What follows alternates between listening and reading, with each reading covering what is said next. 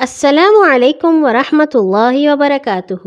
ہنستے مسکراتے پیارے پیارے بہت ہی بہادر سمجھدار ہوشیار خوش باش چمکتے دمکتے ساتھیوں، کہانی گھر میں خوش آمدید، جہاں آپ سن رہے ہیں روزانہ رنگ برنگی پرانی تاریخی سیکھتی سکھلاتی سچی قرآنی مزیدار کہانیاں۔ اور کہانی سننے سے پہلے اپنے تمام کام آپ اچھے طریقے سے مکمل کر لیتے ہیں۔ مجھے یقین ہے کہ رمضان جو کہ قرآن کا مہینہ ہے، اس میں آپ زیادہ سے زیادہ قرآن پڑھنے کی اور سمجھنے کی کوشش بھی کر رہے ہوں گے، کیونکہ قرآن ہمارے سب سے اچھے پیار کرنے والے دوست اللہ تعالیٰ کی بات ہے، اور ایک پکے دوست کی بات سمجھنا کتنی ضروری ہوتی ہے۔ آتے ہیں آج کی کہانی کی طرف۔ آج ہم سنیں گے سورۃ التوبہ کی ایک بہت ہی اہم کہانی، اور جو کہ ہے 11ویں سپارے میں۔ یہ کہانی ہے ایک ایسی توبہ کی، ایک ایسی معافی کی جس کا ذکر اللہ تعالیٰ نے قرآن میں کیا۔ آخر کس سے کیا غلطی ہو گئی تھی اور پھر کیسے معافی ملی، سنتے ہیں۔ کہانی کا عنوان ہے آزمائش۔ آزمائش کا مطلب ہوتا ہے امتحان۔ ہجرت کے 9ویں سال کا ذکر ہے کہ ملک شام سے کچھ سوداگر مدینہ آئے۔ انہوں نے لوگوں کو بتایا کہ روم کا بادشاہ مدینہ منورہ پر حملہ کرنے کا ارادہ کر رہا ہے اور بہت بڑی فوج لے کر شام کے راستے سے عرب کی طرف بڑھ رہا ہے۔ اتنا ہی نہیں بلکہ شام کی سرحد پر آباد عیسائی عربوں کے قبیلے بھی رومی فوج کے ساتھ مل کر مسلمانوں سے لڑنے کی تیاری کر رہے ہیں۔ رسول پاک صلی اللہ علیہ وسلم کو یہ خبر ملی تو آپ نے فیصلہ کیا کہ روم کے بادشاہ کو عرب کی سرزمین پر قدم نہ رکھنے دیا جائے اور آگے بڑھ کر شام کی سرحد پر اس کا مقابلہ کیا جائے۔ یاد ہے نا آپ کو، روم بہت بڑی طاقت تھی، سپر پاور، لاکھوں فوجی تھے ان کے پاس اور ہتھیار طرح طرح کے۔ چنانچہ آپ صلی اللہ علیہ وسلم نے عرب کے تمام قبیلوں کو پیغام بھیجا کہ رومیوں کا مقابلہ کرنے کے لیے تیار ہو کر فوراً مدینہ پہنچو۔ ساتھ ہی آپ نے مدینہ کے مسلمانوں کو لڑائی کی تیاری کا حکم دے دیا۔ اس سال بارش نہ ہونے کی وجہ سے سخت گرمی پڑ رہی تھی اور لوگوں کا برا حال تھا۔ کھجوروں کی فصل پکنے کے قریب تھی اور ڈر تھا کہ اگر کھجوریں وقت پر نہ اتاری گئیں تو یہ برباد ہو جائیں گی اور ملک میں قحط پڑ جائے گا۔ مدینہ کے لوگ اس موسم میں کوئی لمبا سفر نہیں کرتے تھے۔ منافقوں نے بھی مسلمانوں کو باہر جانے سے منع کیا۔ منافق وہ لوگ تھے جو اپنے آپ کو مسلمان ظاہر کرتے تھے، لیکن حقیقت میں وہ اسلام اور مسلمانوں کے دشمن تھے۔ مسلمانوں نے نہ منافقوں کی بات سنی، نہ کسی دوسری مصیبت کی پرواہ کی، اور نبی صلی اللہ علیہ وسلم کے حکم کے مطابق سب اپنی اپنی ہمت کے مطابق لڑائی کے سامان کی فکر میں لگ گئے۔ باہر کے قبیلوں کو جب رسول پاک صلی اللہ علیہ وسلم کا پیغام ملا تو وہ لڑائی کے لیے تیار ہو کر مدینہ پہنچنے لگے۔ تھوڑے ہی دنوں میں مدینہ شہر میں بہت بڑا لشکر جمع ہو گیا۔ اتنے بڑے لشکر کے لیے کھانے پینے کی چیزوں، ہتھیاروں اور تمام آدمیوں کے لیے سواریوں کا انتظام کرنا بہت مشکل کام تھا۔ اس کے لیے بہت زیادہ روپے اور سامان کی ضرورت تھی۔ اس مشکل کو حل کرنے کے لیے رسول پاک صلی اللہ علیہ وسلم نے مسلمانوں کو کہا کہ وہ اللہ کی راہ میں دل کھول کر مال اور سامان دیں۔ اپنے پیارے آقا صلی اللہ علیہ وسلم کا حکم سن کر حضرت ابو بکر صدیق گھر کا سارا مال اسباب اٹھا لائے، ایک چھوٹی سوئی بھی نہ گھر میں رہنے دی۔ حضرت عمر فاروق رضی اللہ تعالیٰ عنہ نے اپنا آدھا مال اور سامان دے دیا۔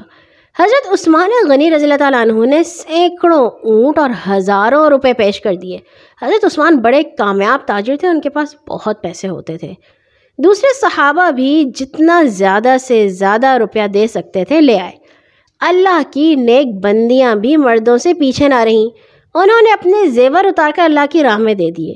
غرض سارے مسلمانوں نے جس جوش و خروش سے مالی قربانیاں دیں، دنیا کی تاریخ میں اس کی مثال نہیں ملتی۔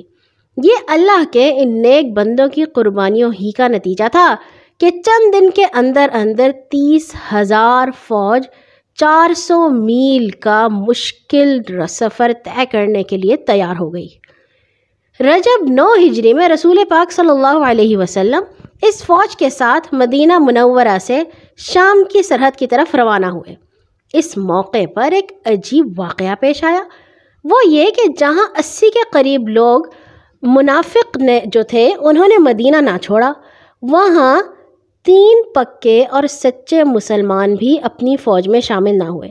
یعنی کہ منافق جو تھے 80 وہ تو نکلے ہی نہیں، مگر 3 ایسے لوگ بھی تھے جو پکے مسلمان تھے، پیارے نبی سے بہت محبت کرتے تھے، مگر وہ مدینہ ہی منورہ میں ہی بیٹھے رہے۔ اور رسول پاک صلی اللہ علیہ وسلم کا حکم تھا کہ ہر وہ مسلمان جس سے کوئی بیماری نہ ہو اس لڑائی میں ضرور شریک ہو۔ ان تینوں مسلمانوں کے دل میں نہ کوئی کھوٹ تھی، نہ ان کے سامنے کوئی رکاوٹ تھی، وہ صرف کاہلی اور سستی کی وجہ سے اسلامی لشکر میں شریک نہ ہو سکے۔ یہ سچے مسلمان حضرت کعب بن مالک رضی اللہ تعالیٰ عنہ، حضرت ہلال بن امیہ رضی اللہ تعالیٰ عنہ اور حضرت مرارہ بن ربیع رضی اللہ تعالیٰ عنہ تھے۔ ادھر اسلامی لشکر کو 400 میل کے سفر میں بہت مصیبتیں جھیلنی پڑی۔ راستے میں کئی جگہ ایسے ریتلے میدان آئے جہاں زہریلی ہوائیں چلتی تھیں۔ یہ لشکر سخت گرمی میں ان میدانوں سے گزرتا، بھوک پیاس کی سختیاں سہتا تبوک پہنچا، جو شام کی سرحد کے قریب ہے۔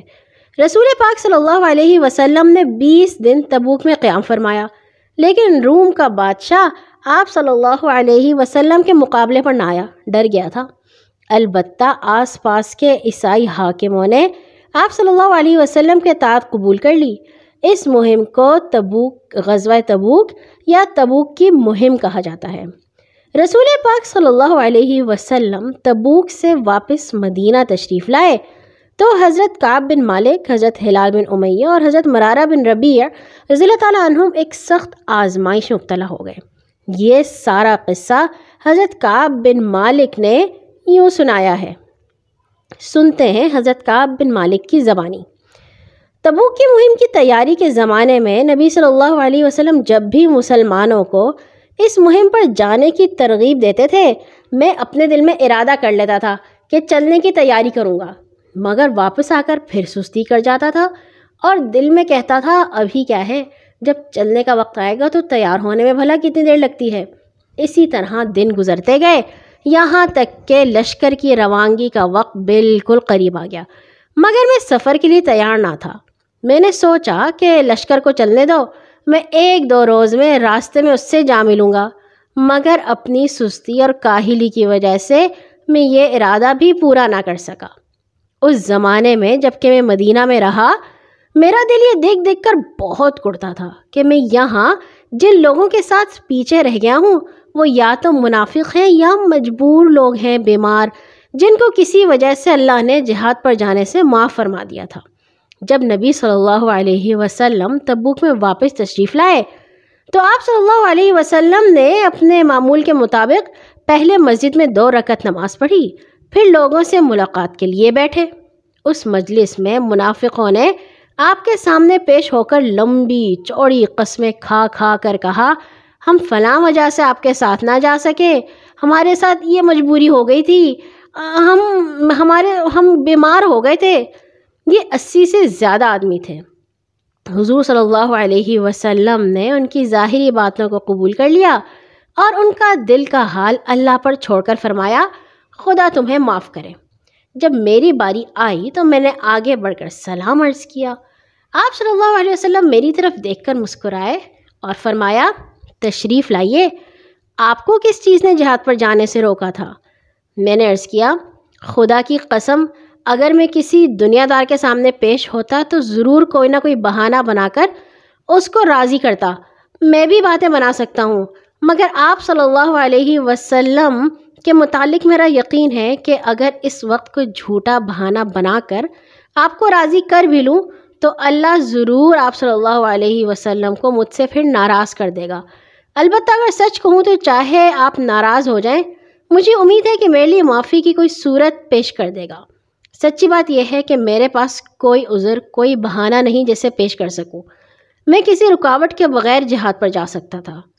اس پر رسول اللہ صلی اللہ علیہ وسلم نے فرمایا یہ شخص ہے جس نے سچی بات کہی۔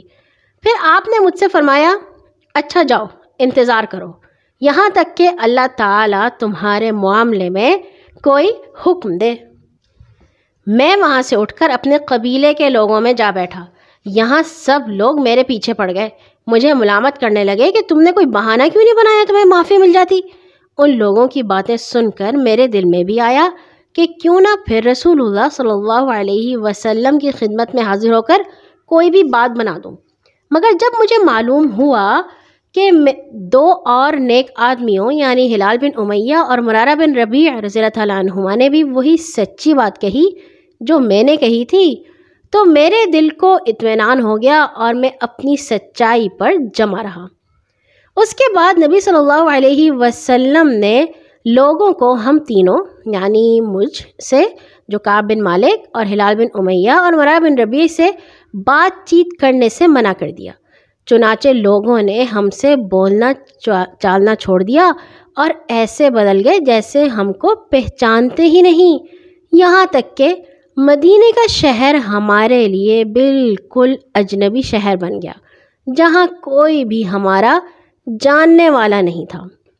میرے دونوں ساتھی تو اپنے گھر میں بیٹھے روتے رہتے، اور چونکہ میں جوان تھا اور دل کا مضبوط، اس لیے گھر سے باہر نکلتا تھا، مسلمانوں کے ساتھ نمازیں بھی شریک ہوتا تھا، بازاروں میں گھومتا تھا، لیکن کوئی بھی مجھ سے بولتا نہیں تھا۔ مسجد میں نماز کے لیے جاتا تو معمول کے مطابق نبی صلی اللہ علیہ وسلم کو سلام کرتا تھا، پھر میں انتظار ہی کرتا رہتا کہ نبی میرے سلام کا جواب دے۔ پھر میں آپ صلی اللہ علیہ وسلم کے قریب ہو کر نماز پڑھتا اور نظریں چرا کر آپ کی طرف دیکھتا کہ آپ کی نگاہیں مجھ پر کیسے پڑتی ہیں۔